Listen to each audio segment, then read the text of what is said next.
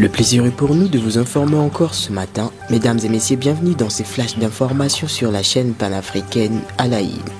Human Rights Watch alerte sur une situation humanitaire critique à Uvira au sud Kivu, suite à l'offensive de l'AFC M23 et des forces rwandaises.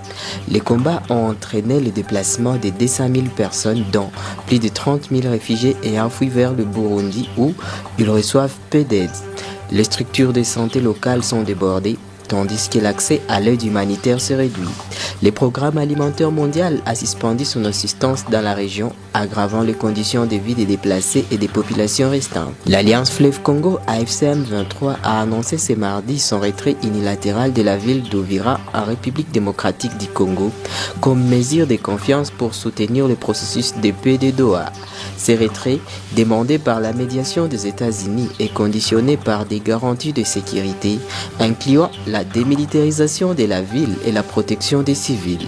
L'AFCM 23 met en garde contre toute tentative de FARDC et de leurs alliés de profiter de cette situation pour reprendre des territoires ou cibler des populations favorables au mouvement.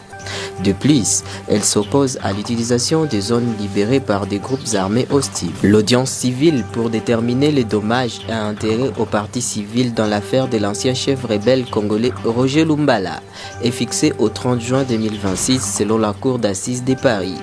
Lumbala a été reconnu coupable de complicité des crimes contre l'humanité, incluant des actes de torture et des viols, et a été condamné à 30 ans de réclusion criminelle avec interdiction définitive du territoire français. Le verdict a été rendu après une longue délibération. Lumbala, initialement absent, a été amené en salle par le gendarme.